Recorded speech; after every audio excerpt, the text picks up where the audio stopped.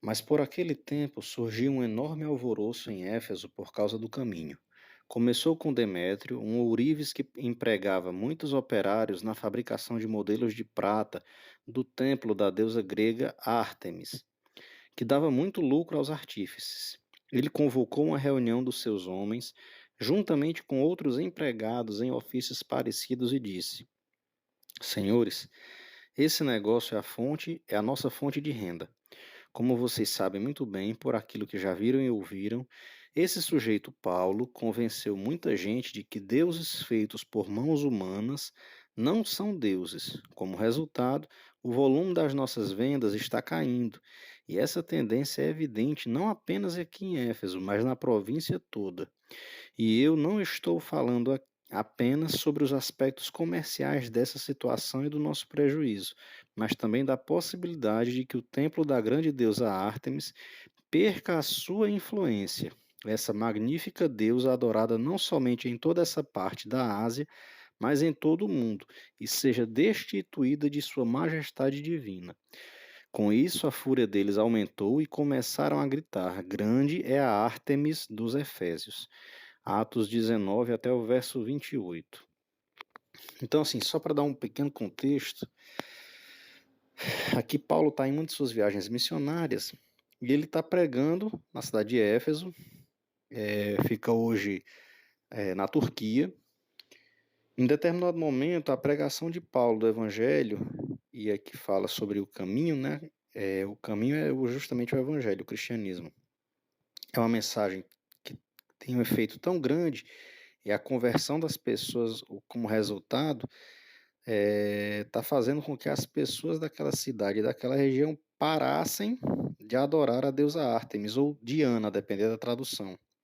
É a mesma pessoa, a mesma divindade, né? Do panteão grego-romano. Então, isso causa uma revolta muito grande, não da população em geral no primeiro momento, mas das pessoas que ainda seguiam aquela religião, mas das pessoas que lucravam com aquela religião. Das pessoas que lucravam, que vendiam estatuetas da deusa e do templo, né? Ganhando dinheiro com esse ofício, né? Então, assim, essa, esse texto me veio à cabeça porque eu estou viajando e estou na cidade de Canindé, no interior do Ceará. Eu não sei quantos conhecem, mas é uma das cidades com uma expressão de religiosidade popular muito forte, uma das maiores do interior do Nordeste. Eu acho que perde talvez só para Juazeiro do Norte, também no interior do Ceará. E aqui, quando você olha na paisagem, tem uma estátua gigantesca de São Francisco. E no caminho para cá, tinham pessoas que eram peregrinos, tipo romeiro, não sei se é essa a expressão correta para se referir a essas pessoas em particular, mas é como aquelas pessoas que vão fazer a caminhada de Santiago de Compostela, mais ou menos. Então, assim, eu não quero, obviamente, criticar a expressão de religiosidade alheia, nem falar mal da fé alheia, da religião alheia. Mas, quando eu estava tomando meu café aqui no hotel, um colega meu, católico até, embora provavelmente não praticante, veio dizer que não. Ele puxou o assunto, engraçado, e veio dizer que não achava legal aquilo, não concordava na visão dele, que Deus, qualquer que fosse a divindade, se agradasse desse tipo de sacrifício. E aí eu lembrei desse texto, né? E também lembrei que Deus, ele não se agrada de sacrifício feito por mãos humanas. Não se agrada. Qualquer forma de sacrifício feito por mãos humanas, para Deus é como se fosse um trapo imundo, como diz o texto de Isaías, né? As obras humanas, que buscam a salvação, ou buscam o perdão de pecados. Eles não valem nada. E por que isso? Porque o sacrifício de Jesus, que é o próprio Deus e que é perfeito, é de um nível tão alto, tão alto, tão alto, que qualquer coisa que qualquer ser humano pudesse fazer, por melhor que fosse o ser humano, por exemplo, uma Madre Teresa, uma pessoa de extrema caridade, devoção, por mais que uma pessoa desse nível pudesse fazer o maior de todos os sacrifícios, seria irrelevante. na comparação com o sacrifício que Jesus fez na cruz. E, na verdade, seria irrelevante, mas na verdade não é irrelevante. Por quê? Porque a tentativa do homem de se chegar a Deus por meio de sacrifícios humanos, a parte de Cristo ofende o sacrifício de Jesus, ofende a Deus, porque diz: o sacrifício do teu filho não significa nada para mim, não vale nada para mim. Então é interessante porque eu estou numa cidade altamente idólatra, né? Se você parar para pensar que criou uma imagem gigantesca, idolatria vem justamente disso, a adoração à imagem, a veneração à imagem. Então criou uma imagem gigantesca para tomar o lugar de Deus. Para tomar o lugar de Deus. A mesma coisa que eu tive, essa mesma impressão eu tive há alguns anos quando eu viajei para Juazeiro do Norte e estava olhando ao longe a estátua do Padre Cícero.